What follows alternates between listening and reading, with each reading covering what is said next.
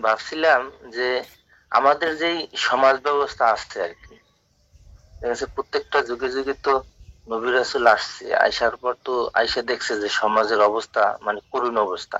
হুম মানুষ অন্যায় অবিচার এগুলোর ভিতরে ডুবে আছে, বা এই সমাজের অবস্থাটা এরকম ছিল যে অন্যায়ের একটা সিস্টেমের ভিতরেই ছিল আর কি। হুম যেখানে ওই মানুষ ইচ্ছা করলেও ভালো কাজ করতে পারে না, দুর্নীতি। এরকম যে দুর্নীতির ভেতর মানে সব সব দিকে ছড়ানো ছিটানো আর কি। তো সেইখান থেকে তো মানুষজনকে নবী রাসূলরা মুক্ত করছে হুম না। নবী রাসূলরা দেখা গেছে তাদের একটা প্রক্রিয়া বা একটা সিস্টেম, তাদের একটা সিস্টেমের মাধ্যমে দেখা গেছে মানুষগুলোকে এই মানে অশান্ত এই জীবন থেকে সেটা শান্তির জীবন উপহার দিতেছে। তো হুম এইটা কিভাবে কি করছে, বা আমরা যদি প্রচেষ্টা করি, আমরা যদি চেষ্টা করি, আমরা আমরা আসলে কি সমাজকে পরিবর্তন করতে পারি কিনা, উদ্যোগ কিভাবে নেওয়া যায় বা কি। এটা মনে করেন নবী রাসূল যে এই কথাটা বুঝছেন, এটার মধ্যে একটা জি। মানে ধর্মীয় ধর্মীয় একটা গন্ধ আছে বুঝছেন, একটা বাউন্ডারি আছে। আপনি এটা বলতে পারেন যে মানে সব দুর্নীতির বিরুদ্ধে এবং সব সমাজে সব জায়গায় দুর্নীতির বিরুদ্ধে একজন মানুষ ছিল।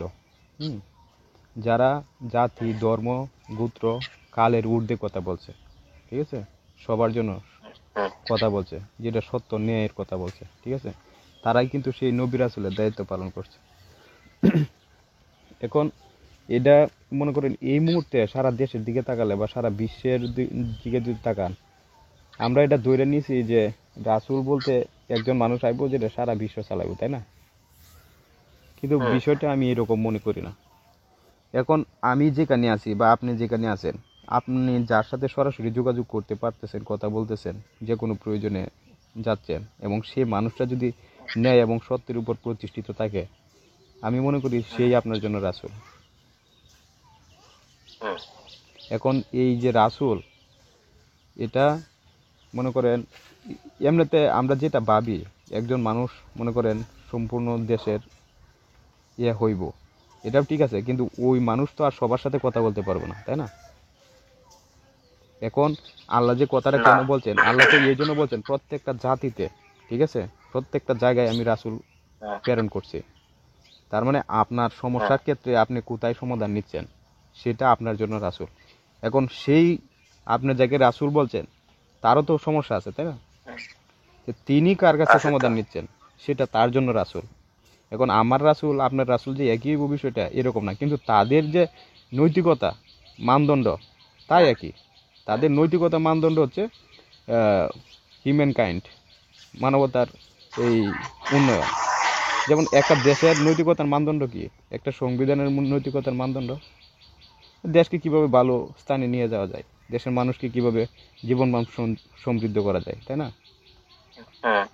তো এই এই উদ্দেশ্যকে সামনে রেখেই তো দেশ কাজ করে, তাই না? জি। এখন আমরা যে কোরআনের জাকাত সিস্টেম বলি বা এই বলি সেই বলি, আমি কোরআনের সিস্টেম বা ধর্মীয় সিস্টেম বাদ দেন, একটা দেশেরও কিন্তু মনে করেন এই যে কর ট্যাক্স একটা সিস্টেম আছে, এবং যে যত বেশি ইনকাম করবো আছে। তার পরিমাণটাও তেমন, তাই না? হুম। হুম। এখন আমরা যদি বলি হুম। ধর্মীয় পথ, তাহলে বিষয়টা কিন্তু সীমাবদ্ধতা হয়ে যায়। একটা সময় ছিল যে এগুলি দিয়া মানুষ চলছে, তখন এরকম আধুনিক যুগ ছিল না, ইন্টারনেট বা বিদ্যুৎ আবিষ্কার হয়েছিল না, তখনকার জন্য সেটা ছিল। এখন বর্তমানে সারা বিশ্বকে একটা ইউনিটি একটা পরিবার ধরতে পারে, বুঝছেন? হুম। যেমন আগের হুম। মতো চিন্তা করলে অনেক কিছু মানে মেনটেন করা অসম্ভব।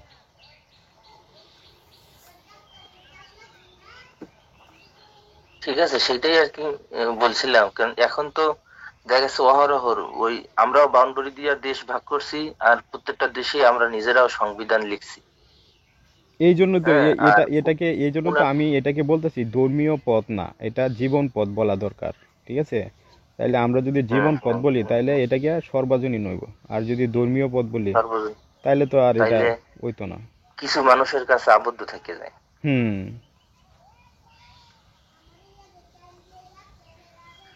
এখন সেটাই আর কি, আসলে ওই যে রাসূল শব্দ তো আমরা ছোটবেলা থেকে শুনে আসছি, আর এই রাসূল শুনলেই মনে হইতো যে নবী মোহাম্মদ একজন। আর হুম হইলো যাইয়া এই রাসূল বললেই এরকম একটা মানে মনের ভিতরে একটা স্ট্রাকচার ভাসে ওঠে, একটা কল্পনা, একটা পিকচার ভাসে ওঠে রাসূলের নাম শুনলেই। এছাড়া আসলে এই আরো আরো রাসূলটা যে পিকচার বাসে, এই যে যেমন এই 1400 বছর আগে আসছিল, ঠিক আছে, আর আসবে না। মানে তার আর গুণ, আসবে না। তার আদর্শ নিয়ে আমাদের বেঁচে থাকতে হবে, ঠিক আছে, এরকম। কিন্তু এই জিনিসটা কিন্তু আসছে ঠিকই, ওইভাবে আসছে, কিন্তু আমরা এইভাবে জানি না যে আল ওলামা ওরাসাতুল আম্বিয়া, ঠিক আছে, যারা আলেম, হুম, যারা জানে, তারা হচ্ছে নবীদের উত্তরসূরি। এখন উত্তরসূরি, ঠিক আছে, যেমন মনে করেন আমরা যারা, আপনি যদি স্বাধীন থাকেন, যেমন বাংলাদেশ যখন পরাধীন ছিল, তখন কিন্তু বাংলাদেশের জনগণ বলতে পারছে যে আমরা পরাধীন, আমরা স্বাধীন না, এটা বলতে পারছে, ঠিক আছে। কিন্তু যখন তারা স্বাধীন হয়েছে এবং তাদের হাতে একটা পতাকা তুলে দিছে, এবং যারা এই পতাকার স্বার্থে মনে করেন তাদেরকে ব্যবহার করছে, তখন কিন্তু তারা স্বাধীন, আমরা যে স্বাধীন না এই কথাটা তাদেরকে বলতে পারছি না। কেন? আমি যদি এখন বলি আমি স্বাধীন না, আমাকে নির্যাতন করা হচ্ছে, অত্যাচার করা হচ্ছে, জুলুম করা হচ্ছে, তখন তারা বলবো কে, তোমার তোমার তো পতাকা আছে। আমার একটা পতাকা দিয়ে তারা স্বাধীনতা বোঝাচ্ছে, বুঝছেন, আমার অধিকার বঞ্চিত করে। মানে এটা হচ্ছে এখন যারা ধর্মীয় কথা বলতেছে, তারা ধর্মীয় লেবাসটা ধারণ করিয়া অধর্মের কথা বলতেছে। এখন হুম, আপনি যদি বলেন না এটা তো ধর্ম না, অধর্ম, তখন তারা এই লেবাসের দোহাই দেখাচ্ছে। বিষয়টা ঠিক বুঝতে আছে। পারছেন? হুম। এরকম আচ্ছা, এইটা যে বলে, আরো কিছু বলে যে এই মাথায় টুপি দেওয়া এটা সুন্নত, আর এই রাসূলুল্লাহ সবসময় এই যে পাঞ্জাবি পরছে, লম্বা জামা পরছে। তাইলে এই যে পাঞ্জাবি, এই লম্বা জামা, এটা যদি সুন্নত হয়, তাইলে এই যে সুন্নতের যে স্ট্রাকচারটা, যে লম্বা জামার যে স্ট্রাকচারটা কারা তৈরি করছিল? এটা কি রাসূলুল্লাহ নিজেই তৈরি করছিল, নাকি কোনো ইহুদি নাসারা বা অন্যান্য যারা আছে তারা এই স্ট্রাকচারটা তৈরি করে দিছিল? এখন এই যে লম্বা জামা বা পাগড়ি, এগুলি যেমন রাসূলের ছিল, আবু জাহেলও ছিল, যেমন সাহাবারা ছিল, এবং যারা মুশরিক ছিল তাদেরও কিন্তু এই স্ট্রাকচার ছিল, তাই না, দাড়ি টুপি লম্বা হুম, জামা। হুম, হুম, এখন ওই সময়ের ওই স্থানের কালচারই কিন্তু এরকম ছিল, সাংস্কৃতিক বলুন বা সামাজিক কালচার বলুন, রাষ্ট্রীয় কালচার বলুন, একই ছিল। এবং ইসলাম গ্রহণের পরে কারো নাম, কারো কোনো কিছু পরিবর্তন করা হয় নাই। যেটা হয়েছে সবটাই হচ্ছে আপনার চেতনাগত জিনিস, এবং শারীরিক কোনো হুম, বিষয় কোনো পরিবর্তন হয় নাই, ঠিক আছে। এখন পৃথিবীর সব কালচার এবং সংস্কৃতি এটি আল্লাহরই দেওয়া। এর পোশাকের বিষয়ে কিছু সাধারণ মৌলিক নির্দেশনা দেওয়া আছে, যে কিছু একটা আপনাকে পড়তেই হবে, হ্যাঁ, হুম, আপনি সুন্দর হুম, বেশভূষা গ্রহণ করুন, এই কথাটা বলা আছে। কারণ আপনি হুম, যে কোনো কিছুই পরেন, আপনি যদি লুঙ্গি শার্টও পরেন, এই লুঙ্গি শার্টের হুম, মধ্যেও তো সুন্দর আর অসুন্দর আছে, তাই না, প্যান্ট শার্টও পরলেও তো সুন্দর আর অসুন্দর আছে। আছে। আপনার স্বার্থ অনুযায়ী আপনি সুন্দর অসুন্দর আপনি বুঝেন, এবং স্বার্থ অনুযায়ী আপনার ভালো বেশভূষা গ্রহণ করবেন। আর এই যে সিস্টেম কিছু একটা পড়তে হবে, এটা হচ্ছে জেনারেল অ্যাডভাইস, মৌলিক। কারণ আমরা যদি ওই যে রাসূলের মানে ব্যক্তিগত জিনিস নিয়ে পড়ে থাকি, তাইলে কিন্তু চলবে না। এখন আমাদের সমাজে যেটা হয় আর কি, যেমন আমরা মোহাম্মদ রাসূলুল্লাহর ব্যক্তি জীবন নিয়ে পড়ে থাকি, তাহলে ব্যক্তি জীবন নিয়ে পড়ে থাকলে তো অন্য অন্য রাসূলগুলারে আমরা কী করবো, অন্য অন্য রাসূলগুলারে কি অস্বীকার করার কোনো সুযোগ আছে? এবং তাদের ব্যক্তি নাই তো। জীবন তো আমরা জানি না, তাহলে রাসূলের ব্যক্তি হুম, জীবন এটা ম্যাটার না। রাসূলের যে নৈতিকতা, আদর্শ, এই জিনিসটা হচ্ছে ইয়ে বিষয়। এখন রাসূল কি লাউ খাইছে না খেজুর খাইছে, এটা তেমন কিছু না, ওই স্থানে কি হয়েছে না হয়েছে, কি খাইছে, ঠিক আছে, ওইটা মেইন বিষয় না। হুম। বিষয় হচ্ছে তার যে নৈতিকতা, তার যে আদর্শ, এই জিনিসটা। কারণ এটি ঠিক তো আছে, তার আপনি, এটি তো আদর্শটাই তো আপনি আর আমাদের আমি, এটি তো ধর্মে আমরা ধারণ বুঝতে করতে আছি, হবে। ঠিক আছে, কিন্তু এটি তো সাধারণ মানুষ তো জানে না। সাধারণ মানুষ তো রাসূলের ব্যক্তিগত জীবন নিয়ে আবেগে আছে, যে রাসূল না আবেগ আছে, না হ্যাঁ। গায়ে পড়ে, না গায়ে দিন কাটাইছে, ঠিক আছে, রাসূলের এত কষ্ট, এই সেই, মানে রাসূলের যে ব্যক্তিগত একটা মানুষ আছে, এই জিনিসটা নিয়ে তারা পড়ে আছে। কিন্তু রাসূলের যে নৈতিক আদর্শ, এবং এই নৈতিক আদর্শটা মনে করেন একটা পোশাক, যেমন মনে করেন নামাজটা একটা পোশাক। এখন আমরা কি করি, মসজিদে যাই এরা নামাজের পোশাকটা পরি, আর মসজিদে বাইরে যাই এই পোশাক করলে তৈরি, তাই না। কিন্তু এই পোশাকটা হুম, আপনি হুম, হুম। সর্বক্ষেত্রে ব্যবহার করেন না কেন? 24 ঘন্টা পোশাকটা ধারণ করেন, রাসূলের নৈতিক আদর্শটা 24 ঘন্টা জীবনে ধারণ করেন। আল্লাহ তো তাই বললো যে এটাই তো, সর্বদা। জি। এখন আমরা আমাদের সমাজে কি হয়, যে মসজিদে গেছেই না, মসজিদে আসস, উল্লাপাল্লা কথা কইস না, ঠিক আছে, বা মসজিদে বাইরে হলো শেষ, এটা এটা আবার কি ধরনের কি, মানে এইটা মনকে মনে একটু হয় ওই যে সান্ত্বনা দেওয়া আর কি। সিস্টেম করে হ্যাঁ হুম। হ্যাঁ হ্যাঁ, সিস্টেম করে একটা বানাইতেছে আর কি, বানাইছে। কারণ এটা যদি না বানায় তাইলে তাদেরও আসলে ওই যে ব্যবসা বাণিজ্য বা তাদের যে সিস্টেমে যে চলাফেরা ওইটাও থাকে না। মূলত এই এই জিনিসটা কি, এই যে মসজিদে যেই নামাজটা পড়ানো হয় এইটাও মূলত ওদেরই বানানো আর কি। তো এইখানে একটা স্ট্রাকচার ছিল, আমার আমার যেটা ধারণা আর কি, যে এইখানে এই যে মসজিদে সুন্দর পোশাক পরে যাওয়ার কথা বলা হয়েছে, আবার এই এই মসজিদ হচ্ছে যে সাজদার সাজদার স্থান, মানে মসজিদ মাসাজিদ সাজদা ওই একই রুটর থেকে আসছে মনে হয়। হুম। তো এইখানে মানে মেনে নেওয়ার স্থান, রাসূলুল্লাহ এই মসজিদে বিচার নিষ্পত্তি করতেন। রাসূলুল্লাহর কাছে দূর দূরান্ত থেকে লোকজন আসতো, আগে তো ওই গোত্র সহ মানুষ আসতো। তো আসলে ওই মসজিদের ভিতরে স্থান দিতেন, ওইখানে খাইতো ঘুমাইতো। জিনিসটা তো এমন কি এই সিস্টেম হয়েছে, দেন আমাদের রাজনৈতিক প্রক্রিয়া, সামাজিক রাষ্ট্রীয় প্রক্রিয়া এটা আলাদা হয়ে গেছে, আর ধর্মীয় প্রক্রিয়া আলাদা হয়ে গেছে। ধর্মীয়র জন্য আলাদা বিচার ব্যবস্থা, আর রাজনীতির জন্য আলাদা বিচার ব্যবস্থা। কিন্তু দেন একটা জিনিস, হুম, হুম, আমরা এই ধর্মীয় বিচার ব্যবস্থা যেটা আছে এটা টোটালি মনে করেন নাই এখন বর্তমানে। যে এই রাজনৈতিক বিচার ব্যবস্থা যেটা আছে মানে রাষ্ট্রীয় বিচার ব্যবস্থা, এটার উপর নির্ভর হুম, করেন। এখানে কি ধর্মনিরপেক্ষতা নাই? সব ধর্মের কথা বলা আছে না? আছে। তাহলে এই জিনিসটাকে কেন রাখছেন? কারণ বাংলাদেশে 95% মুসলিম, তারা আবেগের মানুষ, বুঝছেন? তারা আলাদাভাবে একটা হুম, সংস্থা তৈরি করব। আর যারা এই সংস্থাটা ধারণ করে আছে তারার 99% মানুষ এই সংস্থা দিয়া তারা লাভবান হচ্ছে, একটা বিজনেস স্বরূপ সাধারণ মানুষরা আবেগের বশবর্তী করে বাঁশের উপরে তুলছে, তাই না? তারা আবেগে হুম, বাঁশে এই মা ফেলে দেন না, বাঁশের মধ্যে লাফায়। এই যে হ্যাঁ হ্যাঁ, লাফাইতেছে বাঁশের উপরে উঠতেছে, এটা তো সম্পূর্ণ আবেগে। এখন আবেগ, হ্যাঁ। একটা দেশের মধ্যে যদি এরকম হয়, তাহলে এটা কার স্বার্থে? এটা কি মানুষের স্বার্থে না আল্লাহর স্বার্থে? আল্লাহর তো প্রয়োজন নাই, বাদ দেন। তাহলে সম্পূর্ণ তাদের নিজেদের মানুষের স্বার্থে। এখন দেশের যে হুম, সংবিধানটা আছে এখানে কি সমস্যা? এটা আমাকে বলুন, এখানে কি সমস্যা? এখানে কি ধর্মনিরপেক্ষতার কথা বলা আছে না? সবার যাত্রার ধর্ম সবাই পালন করতে পারবে। আপনার স্বাধীনতা আছে না আপনার কথা বলার? সবার স্বাধীনতা আছে না কথা বলার? এবং আমরা যে ধর্মীয় রাষ্ট্রীয় কার্যালয়ে বিভিন্ন কাজে যাচ্ছি না তাদের কাছে, ধর্মীয় রাষ্ট্রীয় ওই মাধ্যমগুলিতে আমরা যাতায়াত করছি সরকারি ভবনে, তো এই হুম, সরকারি ভবনগুলোই তো ধর্মীয় ভবন। এটা শুধু মুসলমানদের জন্য না, তো সবার জন্যই। হুম। যেমন আমরা তো মানে মুসলমানদের জন্য এক আলাদা কথায় বানাইছি, এই আমরা মুসলমানের জন্য রাষ্ট্র, আলাদা বানাইছি, আর এই হিন্দুরা বানাইছে তাদের জন্য আলাদা, খ্রিস্টানরা বানাইছে তাদের জন্য আলাদা। ঠিক আছে, কিন্তু হুম, হুম, হুম, যখন আপনি হুম, হুম। রাসূলুল্লাহর কথা বলতেছেন তখন তো এরকম আলাদা ছিল না। রাসূলের যে না। মাধ্যমটা ছিল তখন সেটাই সবার জন্যই ছিল। তখনকার যারা হুম, এই মানে বিরোধিতা করছে তাদের জন্যও ছিল। রাসূল কি খালি মুসলমানদের জন্য? কিন্তু আমাদেরকে এটা জানাইছে যে রাসূল খালি মুসলিম প্রতিষ্ঠা করার জন্য, মুসলিম প্রতিষ্ঠা করার জন্য। কিন্তু রাসূলের সংগ্রাম ছিল জীবন প্রতিষ্ঠা করার জন্য, মানুষকে কিভাবে সমৃদ্ধ করা যায় সেটা ছিল রাসূলের আদর্শ। কিন্তু আমরাই এখন আমাদেরকে শুনাইছে যে রাসূল জিহাদ করছে, এই করছে সেই করছে, এটি খালি মুসলমান প্রতিষ্ঠা করার লাগে।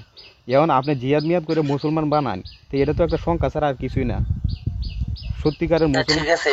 এইটা এইটা তো সংখ্যাই, মানে ওই যে রাসূলুল্লাহ তো, মানে এই যে রাষ্ট্রের যে আইনটা, এই রাষ্ট্রের আইন যারা শ্রদ্ধা করছে মানছে তারা হলো যে মুমিন মুত্তাকি। আর যারা এই রাষ্ট্রের আইনের বিপক্ষে চলছে তারাই মূলত হচ্ছে কাফের। হুম হুম হুম। রাষ্ট্রের আইনটা কি মনে করেন অনৈতিক কোনো কিছু বলে রাষ্ট্রের আইন? না না না না, অনৈতিক কোনো কিছু আমি বলে তো না, এটার ঠিক জন্য আছে। বলছি যে রাষ্ট্রীয় আইন, সংবিধানের আইন এবং ধর্মীয় আইন সব কিন্তু একই মৌলিক কথা বলে, সব একই একই মৌলিক মৌলিক কথা বলে। কথা বলে। আমার কাছে ওই আপনি বলছিলেন যে এতে রাষ্ট্রীয় আইনের ভিতরে এখন যে আইন আছে এখানে কি সমস্যা বা কি ধরনের সমস্যা মনে হইতেছে। তো আমার কাছে কিছু কিছু বিষয়, মানে আমি কোরআন থেকে বুঝতেছি যে কিছু কিছু বিষয় আমার কাছে সমস্যা মনে হইতেছে, যার জন্যই আমি সংস্কারের বিষয়টার দিকে যাইতেছি। বা আমার কাছে মনে হইতেছে যে এরকম একটা আইন থাকুক যে আইন আসলে রাসূলুল্লাহ সর্বদাই ন্যায় বিচারের ভিতরে প্রতিষ্ঠিত ছিলেন এইরকম। যেমন এখন বর্তমানে যে রাষ্ট্রীয় আইনটা আছে জি এই আইনের ভিতরে রাষ্ট্রের ভিতরে যে লোকজন আছেন, মানে যারা ওই রাষ্ট্রীয় আইন পরিচালনা করে, অর্থাৎ যারা মুমিন মুত্তাকি, যে আমিলিন সালেহীন, আর এই এখনো বাংলাদেশের সিস্টেমে আছে এমপি, মন্ত্রী, চেয়ারম্যান, মেম্বার বা হুম হুম প্রশাসন, হুম এই যে ক্যাটাগরির মানুষগুলা, এই মানুষগুলার বিচার কিন্তু সরকার করতেছে না। হুম মানে একটা ওই এমপি ঘুষ খাইলেও সরকার পদক্ষেপ নিতেছে না, একটা পুলিশ প্রশাসন যদি সুদ খাইলেও এটা করতেছে না। মানে এই যে সিস্টেমটা, মানে ওই সংগঠনের মানুষের যে বিচারের যে একটা দায়িত্ব, এটা কিন্তু মানে নিতেছে না, কিন্তু অর্থাৎ রাসূলুল্লাহর অর্থাৎ যুগে কিন্তু অর্থাৎ সে এক মিনিট, সবারই নেছে। অর্থাৎ যারা বিচার করবে, যারা ন্যায় সাম্যতা প্রতিষ্ঠা করবে তারাই অন্যায়কারী, এটাই তো বলতেছেন? হ্যাঁ তার তো এখন হ্যাঁ হ্যাঁ আমাদের, হ্যাঁ, এখন আমার দেখেন, এখন হচ্ছে আমাদের, এখন আমাদের কাজ হচ্ছে আমাদের সংস্কার করা, সংস্কারের জন্য আন্দোলন করা। কিন্তু আমরা আমরা কি আর একটা নতুন এই ধারা তৈরি করতে পারি? ধারা তো আছেই, না না না, ধারা তো আছেই, এবং এই তারা ধারাতে আমরা তারা তো আছে। সংস্কারের জন্য আন্দোলন করতে পারি, তাই না? যেমন মনে করেন একজন এমপি, তার কিন্তু ধারাতে নাই যে সে দুর্নীতি করব, ঠিক আছে, এখানে আপনি সংস্কার করতে পারেন। এখন সে ব্যক্তিগতভাবে যদি দুর্নীতিগ্রস্ত, এটা তার ব্যক্তিগত বিষয়, এই সংস্কারে কোনো সমস্যা নাই। কোনো এমপিরে কি মানে দেশের সংবিধান বলছে যে তুমি মানুষের জীবনমানকে ধ্বংস করবা, দুর্নীতি করবা? না। তাহলে তো এখানে আমরা আন্দোলন করতে পারি যে তুমি দুর্নীতিবাজ, এটা প্রমাণিত হয়েছে, এখানে আমরা আন্দোলন করব। কিন্তু আমরা তো এটা আন্দোলন করতেছি না, আমরা আরেকটা কালচার সৃষ্টি করার আন্দোলন করতেছি, আরেকটা সংবিধান বানানোর আন্দোলন করতেছি। তাইলে একটা দেশে কয়টা সংবিধান থাকবে? আপনি আলাদা সংবিধানের জন্য আলাদা আন্দোলন করতে পারেন না। আপনার সংবিধানের সমস্যা নাই, কিন্তু সংবিধান যারা পরিচালনা করতেছে তাদের সমস্যা আছে। তাইলে তাদেরকে আমরা ছাঁটাই বাটাই করার জন্য আন্দোলন কাজ করতে পারি। হ্যাঁ হ্যাঁ হ্যাঁ, আমি আমি সেইটাই সেই দিকেই যাইতেছি। আর একটা বিষয় আমি বলতে চাইছি, যে দেখেন বাংলাদেশের সংবিধানেও যে কথাগুলো লেখা আছে, যে হিংসা করো না, বিদ্বেষ করো না, অন্যের জমি লুণ্ঠন করো না, জি জি, জুলুম করো না, কর্মঠ তারপর সহিষ্ণুতা। দর্শন, হ্যাঁ হ্যাঁ, দর্শন করো না, এগুলা কিন্তু বাংলাদেশের সংবিধানেও লেখা আছে। আবার আমাদের ধর্মীয় গ্রন্থেও কিন্তু এই কথাগুলো আছে। জি জি হ্যাঁ, তাইলে বাংলাদেশের সংবিধান অনুযায়ী তারা কিন্তু একটা প্রক্রিয়া চালাইতেছে। ধর্মীয় সংবিধান, আমাদের যে কোরআন, কোরআনও কিন্তু একটা প্রক্রিয়া। জি জি জি। কোরআনেও কিন্তু একটা মানুষ চুরি করলে তার বিচারের কথা বলতেছে। হুম। কিন্তু এই যে বাংলাদেশের যে সংবিধান আছে, সেই সংবিধানে কিন্তু তারাও বিচার করতেছে। অবশ্যই। আসলে কিন্তু দুইটা বিচার কিন্তু এক না ভাই। এটা যদি আপনি দেখেন যে একটা চোর, সে 3 মাস পর পর ছাড়া পাইবে, আবার সে 6 মাস পর আবার সে চুরি করবে, আবার ওই ঘুষ দেবে, সুদ দেবে, ওই এর মাধ্যমে আবার সে ছাড়া পাইবে। বা এই যে একটা সিস্টেম, একটা প্রক্রিয়া, মানে একটু ভাই এখানে বলি, বুঝতে অপরাধ, পারছি, বুঝতে পারছি ভাই। অপরাধীকে কঠোর করা হয় না, আচ্ছা আচ্ছা, তাইলে কঠিন শাস্তি এই দেওয়া হয় আইনটা, না। এই আইনটা মানে ইয়া হচ্ছে না, যথেষ্ট হচ্ছে না, তাই না? এই আইনটা আমরা সংস্কার করব, এই যথেষ্ট আইনটা হচ্ছে না সংস্কার করার জন্য আমরা আন্দোলন করব। এটা কি অযৌক্তিক? এখন। না, এটা অযৌক্তিক না, এই কিন্তু আমরা আন্দোলনটা আরেক যখন আমি আলাদা করব। সংবিধান করব। আচ্ছা বলেন। না না না, আলাদা সংবিধান না। মূল বিষয়টা হচ্ছে যাইয়া, এই আন্দোলনটা যখন আমরা করব, তখনই আমরা ওই সরকারের ক্ষেত্রে হয়ে যাইতেছি কাফের।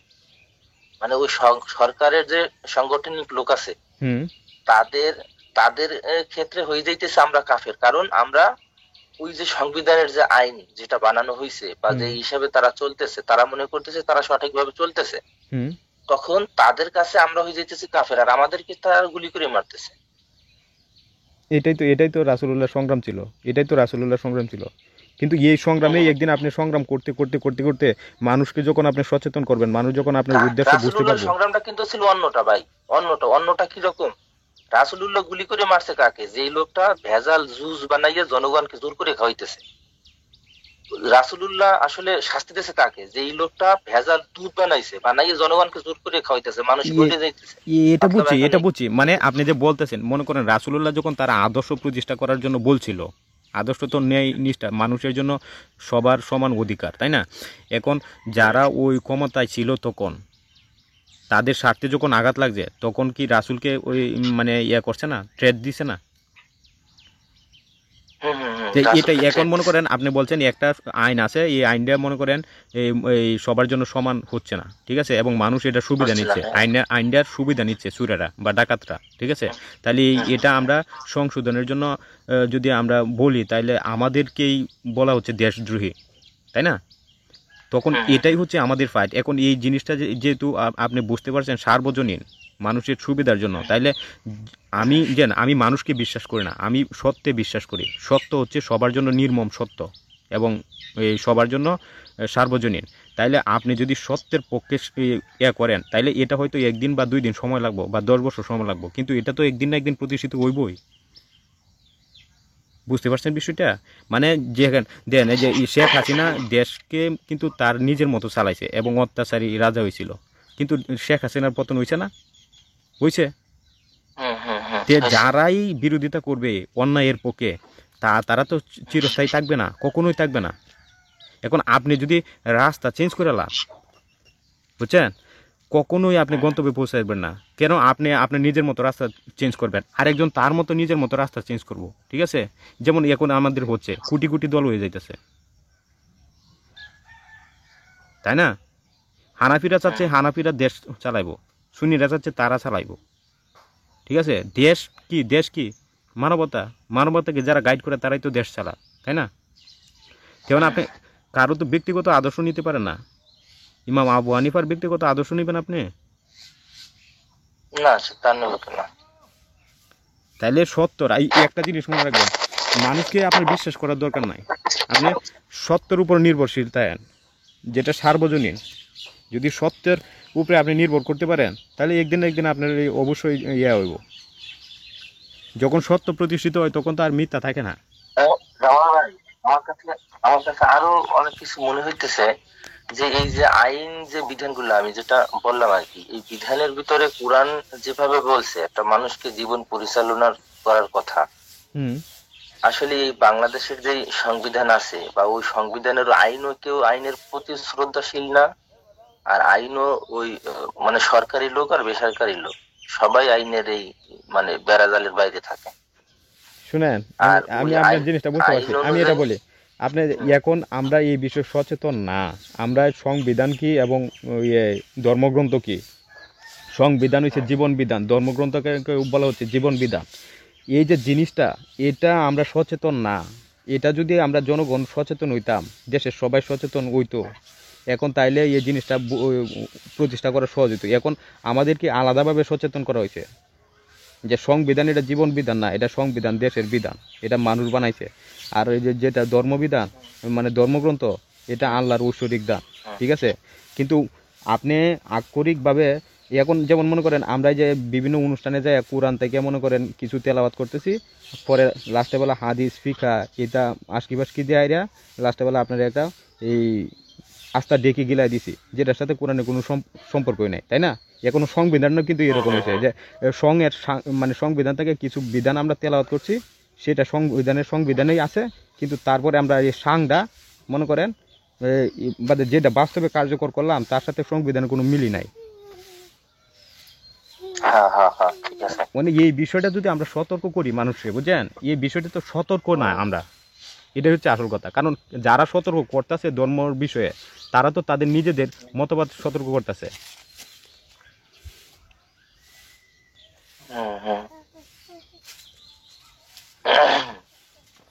তারা তো নিজেদের মতবাদ করতেছে, বুঝছেন? এমন মনে করেন একটা জিনিস বলেন, কোরআন আপনাকে তো বাউন্ডারি করে না, কোরআনই আপনাকে মুক্ত করে। তাহলে গিয়ে আপনার যে কোরআন, যেমন আল্লাহ বলছে নবীদের প্রতি বিশ্বাস করো, তাইলে আপনি যদি এক নবীরে বিশ্বাস করে বইতেন, হযরত মুহাম্মদ সাল্লাল্লাহু আলাইহি সাল্লামকে বিশ্বাস করে বইতেন, তাহলে কি আপনি জান্নাতে যাইতে পারবেন না? সব নবীরে বিশ্বাস করতে হবে। তাইলে এক কিতাব কোরআনকে বিশ্বাস করলেন, তাইলে কি আপনি জান্নাতে যাবেন গা? না সব কিতাবই বিশ্বাস করতে হবে? আল্লাহ কি বলছে যে আমি একটা কিতাব নাজিল করছি? আল্লাহ বলছে যুগে যুগে আমি অনেক কিতাব নাজিল করছি। তাহলে কোন কিতাব আপনি প্রতিষ্ঠা করবেন? সব কিতাবই তো আল্লাহর। যেমন খ্রিস্টান আইবো বাইবেল প্রতিষ্ঠা করার লাগিয়া, আপনি যাবেন কোরআন প্রতিষ্ঠা করার লাগিয়া, কোনো কিছুই তো প্রতিষ্ঠা হইতো না।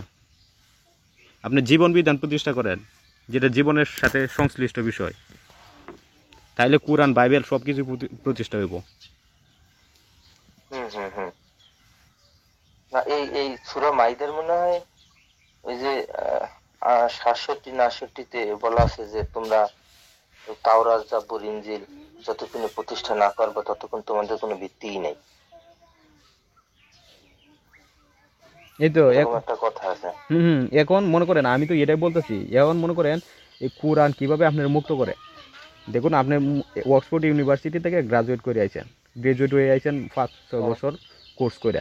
এখন যখন আপনারা সার্টিফিকেট দিয়ে দিছে তখন তারা বলছে যে এখন যে তুমি অক্সফোর্ড থেকে গ্রাজুয়েট করছো, এখন তোমার শিক্ষা দিছি যে সারা জগৎটাই হচ্ছে তোমার জন্য শিক্ষার উপকরণ। তাহলে এই অক্সফোর্ড কিন্তু আপনাদের সার্টিফিকেট দিয়ে দিচ্ছে সারা বিশ্বের, তাই না?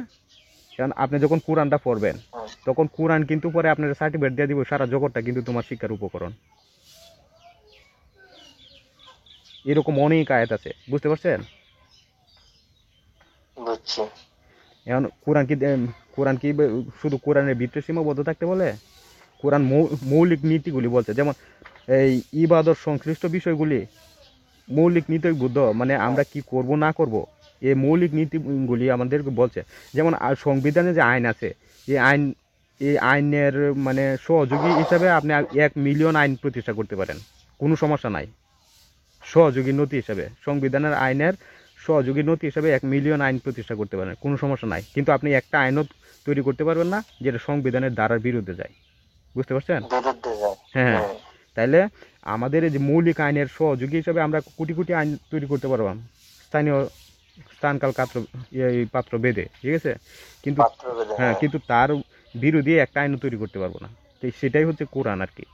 সেটাই আপনার বলেন এই বাইবেল বলেন বা ত্রিপিটক যাই বলেন নাকি, মানে সব জায়গায় একই বিধান ছিল।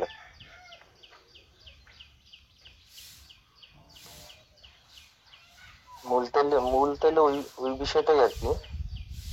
আমরা সংস্কার করতে পারি, আপনার সাথে আমি একমত ভাই। এই যদি সংবিধানে কোনো সমস্যা থাকে বা আমরা কিন্তু এই যে কোরআনের দিক দিয়ে যান, ইসলামের দিক দিয়ে যান, ইসলামের এই যে কোরআন বা এই যে হাদিস বা ইজমা, এই যে কিয়াস, এগুলি কি আসছে? সংস্কারে আসছে, সংস্কারে। মানে যখন কোরআন নাজিল হয়েছে তখন ইন্টারনেট ছিল না, মনে করেন বিদ্যুৎ ছিল না, অনেক কিছু ছিল না। আরও 2000 বছর, আরও 5000 বা 1 লাখ বছর পরে আরও অনেক কিছু নতুন সিস্টেম আইব, তখন আমরা কি করবাম? আইনগুলি সংস্কার করবাম। কিন্তু মৌলিক বিধানের বিরুদ্ধে যাইব এরকম সংস্কার করতে পারবো? পৃথিবীতে যে কোনো কিছু, হ্যাঁ, পৃথিবীতে যে কোনো কিছু আবিষ্কার হোক, এর দুইটা জিনিস থাকবে, একটা ভালো দিক আর একটা মন্দ দিক, তাই না? সবসময় মন্দ দিকগুলা এই হইব, নিষিদ্ধ থাকবে, তাই তো? এখন আমি আপনার সাথে একমত যে সংবিধানের অনেক ধারা আছে বা সংবিধানের অনেক সিস্টেম আছে যেগুলি মানুষকে নিচ্ছে, সুযোগ দিচ্ছে, মানুষ সুযোগ নিচ্ছে বা আরও কিছু ধারা তৈরি করতে হইব, ঠিক আছে? তা আমরা ধর্মগ্রন্থগুলোরে মৌলিক ধরি, ধর্মগ্রন্থের মৌলিক ধরে সংবিধান আমরা সংস্কার করি, তাতে সমস্যা কি? কিন্তু একটা দেশে এইটা কিভাবে করা যায় বলেন তো দেখি। এটা কিভাবে, এটা মানুষ আন্দোলন যদি করতে হয় সেক্ষেত্রে তো কিছু মানুষের রাস্তায় নামতে হয়। রাইট। এটা হচ্ছে মানুষকে প্রথমে সতর্ক করতে হইব। অজ্ঞতা, যে মানুষের অজ্ঞতা, এই অজ্ঞতা আগে কাটাই লাগবো, ঠিক আছে? এই অজ্ঞতা কাটাইয়া এখন আপনার আগাইতে হইব মানুষের জীবন সংশ্লিষ্ট বিষয় নিয়ে, মানে জীবন বিধান নিয়ে আগাইতে হইব, ঠিক আছে? এভাবে সবাই যখন মানুষের মৌলিক উদ্দেশ্য এবং মৌলিক এই চাহিদা বুঝতে পারবো, জীবনের উদ্দেশ্য, তখনই কিন্তু মানুষ একতা আসবে। আপনার দেশ বলুন, জাতি বলুন, এই দেশগুলি কেন করা হয়েছে, এই সমাজ সংগঠন, রাষ্ট্র কেন সংগঠন করা হয়েছে? মানুষের মৌলিক অধিকার রক্ষা করার জন্য নাকি মানুষের জীবন মান সমৃদ্ধ করার জন্য? তাই সবাই যখন এই জিনিসটা, মানে মানুষকে অজ্ঞতার থেকে মুক্ত করতে হইব, সমস্ত অজ্ঞতা। যেমন মনে করেন দেশের জ্ঞান একটা অজ্ঞতা, ধর্মীয় জ্ঞান একটা অজ্ঞতা, বুঝতে পারছেন? এখন যে আমরা ধর্মীয় জ্ঞান জানি, এটা কি প্রকৃত ধর্মের জ্ঞান? না, অজ্ঞতার জ্ঞান। তাই এইভাবে সমস্ত জ্ঞানই মানে অজ্ঞতার জ্ঞান। এখন আমাদের প্রকৃত জ্ঞানটা মানে যেটা সত্য হচ্ছে সবার জন্য সত্য যেটা এমন না যে সত্য অনুপস্থিত হইলে এটা সত্য না। এই মুহূর্তে চূড়ান্ত যেটা সবাই জানে, যেটা সবার সংস্পর্শে আসে, সবাই বুঝবে, ঠিক আছে? সেই বিষয়টি নিয়ে আমাদের কাজ করতে হবে, ঠিক আছে? আর ন্যায় অন্যায় এটা মানুষ সবাই জানে, তো কোরআনে ওই ধরনের কথা আছে, ঠিক আছে? তো এখন এই বিষয়ে যদি আপনি সত্য বিষয়ে যদি কাজ করেন, যেমন এই যে আমি যে কথা বলছি, আমার কথার সাথে আপনার কথার কোনো দ্বিমত আছে? না, দ্বিমত নাই। এখন আমরা যদি কয়েকজন কথা বলি, ঠিক আছে, দ্বিমত নাই। এখন আপনি যদি আপনারা যে ধর্মমত নিয়ে যদি উগ্রপন্থী থাকতেন, আমিও যদি আমার মত নিয়ে উগ্র থাকতাম, কট্টরপন্থী থাকতাম, তাহলে তো দ্বিমত এখানে স্পষ্ট। কিন্তু আমার জীবন আপনার জীবনে কোনো পার্থক্য নাই, আমাদের জীবনের চাহিদাই একই। তাইলে কোথায় কোথায় সমস্যা, সেই সমস্যা কিভাবে সমাধান করা যায়? আপনার চাহিদা কি এটা যে মানুষের অত্যাচার করা? যে আমি যে চুরি করি না এটা স্বার্থ ছাড়া না, এখানে আমার স্বার্থ আছে। কী স্বার্থ? আমি চুরি করি না এই কারণে, কারণ আমি চাই না আমার সম্পদ কেউ চুরি করুক। আমি মিথ্যা কথা বলি না এই কারণে, কারণ আমি চাই না আমার সাথে কেউ মিথ্যা কথা বলুক। এখন এগুলিরে আমরা ধর্মগ্রন্থ বলে দিছি। ধর্মগ্রন্থ অবশ্যই, কিন্তু এটি জীবন বিধান। ধর্মগ্রন্থ অবশ্যই, কিন্তু এগুলি জীবন বিধান। ধর্মগ্রন্থ বললে কি একটা তকমা আয় পড়ে, ঠিক আছে, একটা বাউন্ডারি আয় পড়ে, কিন্তু জীবন বিধান যদি বলেন তখন বাউন্ডারি আসবে না। যদি আপনি বলেন ভাই তুমি মিথ্যা কথা বলো না কেন, তুমি মিথ্যা কথা বললে আরেকদিন তোমার আরেক কেউ মিথ্যা কথা বলবো, তুমি চুরি করলে তোমার সম্পদ আরেকজনের চুরি করে নিয়ে যাবো, তুমি কি চাও? সবাই বলবো না আমি চাই না এটা।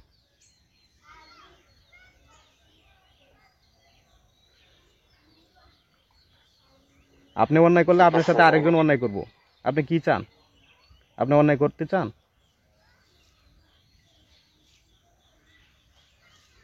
আর এই যে আমাদেরকে এই যে জান্নাত জাহান্নামের দেওয়া হয়, এই যে এই জীবন মরণের এইসব দেওয়া, এই আবেগ দেওয়া হয়, এটি তো আপনি যখন প্রকৃত জ্ঞান পাইবেন এইসবের আবেগ আপনার কাজ করবো না, ঠিক আছে। মরার ভয় দেখানো হয়, এইটার ভয় দেখানো হয়, সেটার ভয় দেখানো, আমরা অজ্ঞতাতে আসি দেখে আমরা মরার ভয় পাই। কি মরার ভয় দেখাইবো আপনারা কেরা মরার ভয় দেখাইবো? যে মরার ভয় দেখাইবো হ্যাঁ কি বাচ্চা থাকবো? হে হয়তো মরবো। এখন আপনি যে মরার ভয় দেখাইবেন, আপনারও তো মৃত্যু আছে, তাহলে কারে কি বই মানে এক কান আরেক কানের পথ দিয়ে পারবো? সবাই তো মরার বাউন্ডারিতে আবদ্ধ। জাতি বা দেশ বলুন বা ঈশ্বর বলুন বা স্রষ্টা বলুন, কারে স্মরণে রাখবো, কারে জান্নাত দিব? যে সত্যের পথে আছে।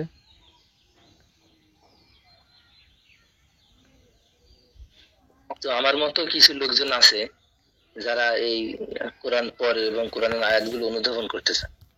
তো আপনার সাথে কি এরকম লোকজন আছে যাদের সাথে আপনি আলোচনা করেন, কথাবার্তা বলেন? হ্যাঁ, যেমন এই যে আমার কথা শোনার পরে আপনি ফোন দিয়েছেন, তাই না? এভাবে তো অনেক মানুষই আমার সাথে কথা বলে, ঠিক আছে, এবং আমার আলোচনাও কিছু মানুষ শুনে। এখন আমি দেখেন, আমি কেউরে বিশ্বাস করি না, আমি মানুষের উপর আমার বিশ্বাস নাই, বুঝছেন, সত্য কথা যেটা, এবং এটা বিশ্বাস থাকা উচিত না। আমি সত্যের উপর বিশ্বাস করি, ঠিক আছে। আমি জানি যে সত্য মানুষকে মুক্ত করবে, ঠিক আছে, এবং সত্যই একমাত্র স্থায়ী চূড়ান্ত, ঠিক আছে। এখন মানুষ যদি সত্যিকার এই জ্ঞানী হয়, তার জীবন থেকে যদি অন্ধকার দূরীভূত হয়ে যায়, তাহলে সে সত্যের পিছে ঘুরে আসবো। যেমন মনে করেন আপনি যদি সম্পূর্ণ স্বাধীনতা দেওয়া হয় আপনাকে, হ্যাঁ, তাহলে আপনি ঘুরে ঘাড়ে কোন জিনিসটা কোন কাজটা করবেন? আপনার জীবন সংশ্লিষ্ট কাজই করবেন, অযথা কাজ করবেন না, যেটা জীবনের সাথে সম্পর্ক নাই এরকম কাজ করবেন না সম্পূর্ণ স্বাধীনতা দিলে। আর যে আপনাকে বন্দি করবে তার কাছে আপনি কখনোই যাবেন না, যে আপনাকে মুক্ত করবে তার কাছেই আপনি ঘুরে গাড়িয়ে যাইবেন, ঠিক আছে। যে আপনার জীবন সংশ্লিষ্ট কথা বলবো তার কথাই আপনি শুনবেন, ঠিক আছে। জীবনের প্রকৃতি এরকম, জীবনের চাহিদাটাই হচ্ছে এরকম। তাহলে আমরা কি করি? আমরা হচ্ছে এই আবদ্ধতা করি। আবদ্ধতা মানব জীবনের জন্য হুমকি, এই বাউন্ডারি হচ্ছে মানব জীবনের জন্য হুমকি। আর এই কথাই কিন্তু কোরআনে বলছে যে সালামুন আলা আদমকে আল্লাহ জান্নাতে রাখছে। জান্নাত, আমরা যে জান্নাত মনে করি, এই জান্নাত সালামুন আলা আদমকে কিন্তু জান্নাত পরিতৃপ্ত দিতে পারে না, তাই না? দিতে পারছে না। তাহলে জান্নাত মূলত কোন জিনিসটা, ঠিক আছে, এবং আদম মূলত কোন জিনিসটা? আদম রে আল্লাহ যখন নিজের রূহ ফুঁকে দিছে তখন সেজদা করতে বলছে। এখন এই সেজদা কি, রূহ কি, ঠিক আছে, এইসব জিনিস হচ্ছে সবই হচ্ছে মনে করেন জ্ঞানগত বিষয়। এই ভাষারে মানে আপনি সীমাবদ্ধ করতে পারতেন না। যেমন মনে করেন আমি যদি আমরা মনে করি যে লা ইলাহা ইল্লাল্লাহ সুবহানাল্লাহ না বললে আল্লাহ বুঝতো না। আল্লাহ কি ভাষার ভিতরে আবদ্ধ? আল্লাহ কি এই যে আরবি লা ইলাহা ইল্লাল্লাহ বা সুবহানাল্লাহ স্যার আর কিছু বুঝে না? আমরা তো ভাষা যদি মুখে উচ্চারণ না করি, ভিতরে থাকলে তো সেটা সে বুঝতেছে, তাইলে এই ভাষাগুলি আমাদের জন্য সীমাবদ্ধতা। যেমন আমরা কি করছি, মনে করেন ঢাকা যাওয়ার আপনি যে কোনো মাধ্যম নিতে পারেন, হ্যাঁ, গাড়ি, বাস, ট্রাক বা যে কোনো কিছুতে আপনি ঢাকা যাইতে পারেন। আপনার উদ্দেশ্য হচ্ছে ঢাকা যাওয়া, আপনার গন্তব্য হচ্ছে ঢাকা যাওয়া, এবং মাধ্যম হিসেবে কি নিছেন এগুলি হচ্ছে আপনার একটা টুল, ঠিক আছে। টুলটা কিন্তু আপনার উদ্দেশ্য না, টুলটা আপনার গন্তব্য না। যেমন আমরা এই টুলটারে গন্তব্য করে আলাইছি। যেমন সুবহানাল্লাহ, এটা হচ্ছে আমার গন্তব্য। সুবহানাল্লাহ, লা ইলাহা ইল্লাল্লাহ, এটা গন্তব্য না। এটার দ্বারা আপনি যেটা প্রশংসা করতেছেন এটাও গন্তব্য, অনুভূতিটা গন্তব্য। অনুভূতিটা হচ্ছে আসল মুখ্য বিষয়। আমি কেন বললাম সুবহানাল্লাহ? আমি রোজা যে রাখছি, রোজাটা আমার টুল, রোজাটা মাধ্যম। রোজাটার উদ্দেশ্যটা কি, রোজাটা আসলে আমি কেন রাখছি সেটা না। এখন আমরা উদ্দেশ্য হারাই লাইছি, ঠিক আছে। আমি নামাজ, রোজা, ইডি আমরা উদ্দেশ্য বানাই লাইছি যে নামাজ পড়লাম, ওই নামাজই আমার উদ্দেশ্য, নামাজই আমার গন্তব্য, নামাজ জান্নাত। কেটা কইছে ভাই? এটাই তো বলা হয় যে নামাজ হলো জান্নাতের চাবি, বেহেশতের চাবি। আর এই নামাজের চাবি হলো আবার উযু, উযুর চাবি হইছে আবার নিয়ত। এটাই তো ভাই বললাম, যারা ধর্ম যারা ধর্ম বলতেছে তারাই তো অধর্ম করতেছে, ঠিক আছে? এখন আপনি যখন পরাধীন থাকবেন তখন তো আপনি চিল্লায় বলতে পারেন ভাই আমি পরাধীন আমি পরাধীন। যখন আপনার একটা স্বাধীনতার পতাকা হাতে তুলে দিয়া যখন আপনার অত্যাচার করা হইব, আপনার অধিকার থেকে বঞ্চিত করা হইব, আপনার সমস্ত মৌলিক অধিকার হরণ করা হইব, তখন কিন্তু আপনি আর বলতে পারবেন না আমি পরাধীন। তখন আপনি যদি বলেন আমি পরাধীন, ঠিক আছে, আমি এই আদর্শ মানি না, তখন আপনারা বলবো রাজাকার, আপনি রাজাকার, বুঝছেন? এখন যারা ধর্মীয় লেবাসটা ধারণ করে বলতেছে যে ধর্মের কথা বলতেছি, ধর্মের কথা, এই যে নামাজ পড়ো রোজা করো, এই ধর্মের কথা, তারাই তো পরাধীন, তারাই তো অধর্মের কাজ করতেছে। আমি তো এই পতাকাতে কি করি? পতাকা তো আমার জিনিস না। আমার পতাকার উদ্দেশ্য কি? আমার পতাকার উদ্দেশ্য হচ্ছে আমি যে তো মানে একটা সম্পূর্ণ জীবন ধারণ করতে পারি, সমস্ত ধরনের অধিকার আমি যেন পাই, আমার কর্তব্যগুলো সঠিকভাবে আমি পালন করতে পারি। এটাই তো একটা পতাকার উদ্দেশ্য, তাই না? একটা দেশের উদ্দেশ্য কি, বা একটা পতাকার উদ্দেশ্য কি? পতাকা ধুয়ে কি আপনি পানি খাইবেন? আপনার যদি মৌলিক অধিকার থেকে বঞ্চিত হন তাহলে পতাকাতে আপনি কি করেন? যেমন আপনি নামাজ পড়তেছেন, রোজা রাখতেছেন, ঠিক আছে, কিন্তু এটির উদ্দেশ্য আপনি হাসিল করতেছেন না, তাহলে এগুলার কি কি দরকার? আল্লাহ কি অভাবী? এই জন্য তো আমি এইভাবে বলি।